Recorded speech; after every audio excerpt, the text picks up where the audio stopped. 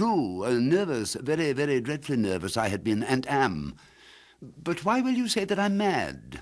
The disease had sharpened my senses, not destroyed, not dulled them. Above all was the sense of hearing acute. I heard all things in the heaven and in the earth. I heard many things in hell. How then am I mad? Hearken, and observe how healthily, how calmly I can tell you the whole story. It is impossible to say how first the idea entered my brain, but once conceived, it haunted me day and night. Object there was none, passion there was none. I loved the old man. He had never wronged me. He had never given me insult. For his gold I had no desire. I think it was his eye. Yes, it was this. He had the eye of a vulture, a pale blue eye with a film over it. Whenever it fell upon me, my blood ran cold, and so by degrees, very gradually, I made up my mind to take the life of the old man and thus rid myself of the eye forever. Now, this is the point. You fancy me mad. Madmen know nothing. But you should have seen me. You should have seen how wisely I proceeded, with what caution, with what foresight, with what dissimulation I went to work. I was never kinder to the old man than during the whole week before I killed him. And every night, about midnight, I turned the latch of his door and opened it. Oh, so gently. And then, when I had made an opening sufficient for my head, I put in a dark lantern, all closed, so that no light shone out, and then I thrust in my head. Oh, you would have laughed to see how cunningly I thrust it in. I moved it slowly, very, very slowly, so that I might not disturb the old man's sleep. It took me an hour to place my whole head within the opening, so far that I could see him as he lay upon his bed. Would the madman have been so wise as this? And then, when my head was well in the room, I undid the lantern cautiously, oh, so cautiously, for the hinges creaked. I undid it just so much that a single thin ray fell upon the vulture eye. And this I did for 7 long nights, every night, just at midnight. But I found the eye always closed, and so it was impossible to do the work, for it was not the old man who vexed me, but his evil eye.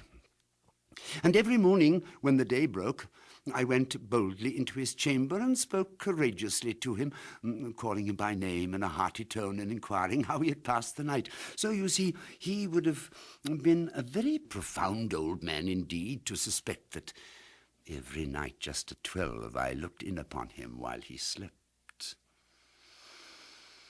Upon the 8th night, I was more than usually cautious in opening the door. A watch's minute hand moves more quickly than did mine.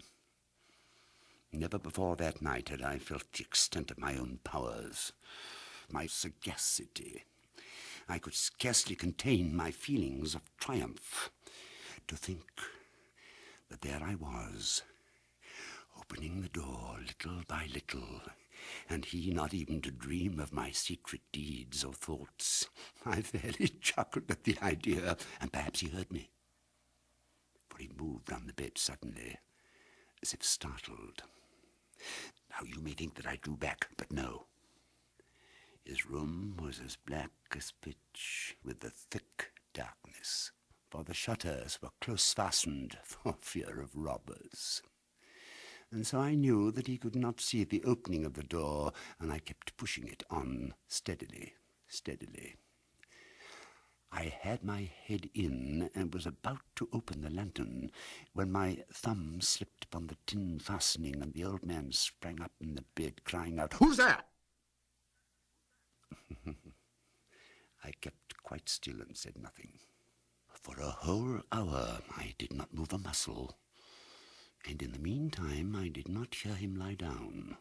He was still sitting up in the bed listening, just as I have done, night after night, hearkening to the death watches in the wall. Presently I heard a slight groan, and I knew it was the groan of mortal terror. It was not a groan of pain or of grief. Oh, no, no, no. It was the low, stifled sound that arises from the bottom of the soul when overcharged with awe. I knew that sound well. Many a night, just at midnight, when all the world slept, it has welled up from my own bosom, deepening with its dreadful echo the terrors that distracted me. I say I knew it well. I knew what the old man felt.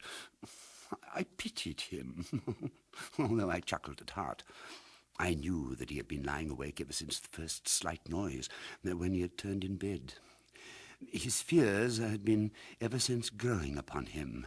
He had been trying to fancy them causeless, but could not. He had been saying to himself, it's nothing but the wind in the chimney, it's only a mouse crossing the floor, or it's merely a cricket which has made a single chirp. Yes, he had been trying to comfort himself with these suppositions, but he had found all in vain. All in vain, because death, in approaching him, had stalked with his black shadow before him and enveloped the victim. And it was the mournful influence of the unperceived shadow that caused him to feel, although he neither saw nor heard, to feel the presence of my head within the room. When I had waited a long time very patiently without hearing him lie down, I resolved to open a very little crevice in the lantern. So I opened it. You cannot imagine how stealthily, until at length a single dim ray, like the thread of the spider, shot from out the crevice and full upon the vulture eye. It was open, wide open, and I grew furious as I gazed upon it.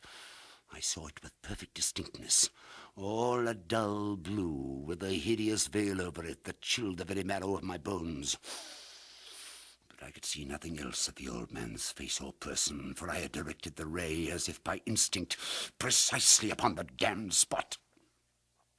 And now, have I not told you that what you mistake for madness is but over-acuteness of the senses? Now, I say, there came to my ears a low, dull, quick sound, such as a watch makes when enveloped in cotton.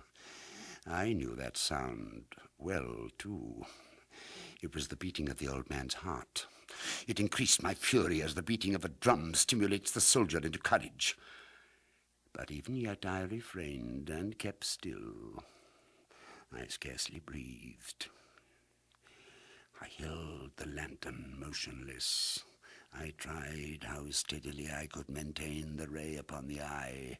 Meantime, the hellish tattoo of the heart increased. It grew quicker and quicker, and louder every instant. The old man's terror must have been extreme. It grew louder, I say, louder every moment. Do you mark me well? I have told you that I'm nervous, so I am. And now, at the dead hour of the night, amid the dreadful silence of that old house, so strange a noise as this excited me to uncontrollable terror. Yet for some minutes longer I refrained and stood still. But the beating grew louder. I thought the heart must burst, and now a new anxiety seized me. The sound would be heard by a neighbor. The old man's hour had come. With a loud yell, I threw open the lantern and leaped into the room. He shrieked once, only once. In an instant, I dragged him to the floor and pulled the heavy bed over him. I then smiled gaily to find the deed so far done. But for many minutes, the heart beat on with a muffled sound. This, however, did not vex me. It would not be heard through the wall. At length, it ceased. The old man was dead. I removed the bed and examined the corpse. Yes, he was stone dead. I placed my hand upon the heart and held it there many minutes. There was no pulsation. He was stone dead. His eye would trouble me no more. If still you think me mad, you will think so no longer when I describe the wise precautions I took for the concealment of the body. The night waned, and I worked hastily, but in silence. First of all, I dismembered the corpse. I cut off the head and the arms and the legs. I then took up 3 planks from the flooring of the chamber and deposited all between the scantlings. I then replaced the board so cleverly, so cunningly, that no human eye, not even his, could have detected anything wrong. There was nothing to wash out, no stain of any kind, no blood spot whatever. I had been too wary for that. A tub had caught all. But when I'd made an end of these labours, it was 4 o'clock, still dark as midnight. As the bell sounded the hour, there came a knocking at the street door. I went down to open it with a light heart, for what had I now to fear? There entered 3 men who introduced themselves with perfect suavity as officers of the police. A shriek had been heard by a neighbour during the night. Suspicion of foul play had been aroused. Information had been lodged to the police office, and they, the officers, had been deputed to search the premises. I smiled. For what had I to fear? I bade the gentleman welcome. The shriek, I said, was my own in a dream. The old man I mentioned was absent in the country. I took my visitors all over the house. I bade them search well. I led them at length to his chamber.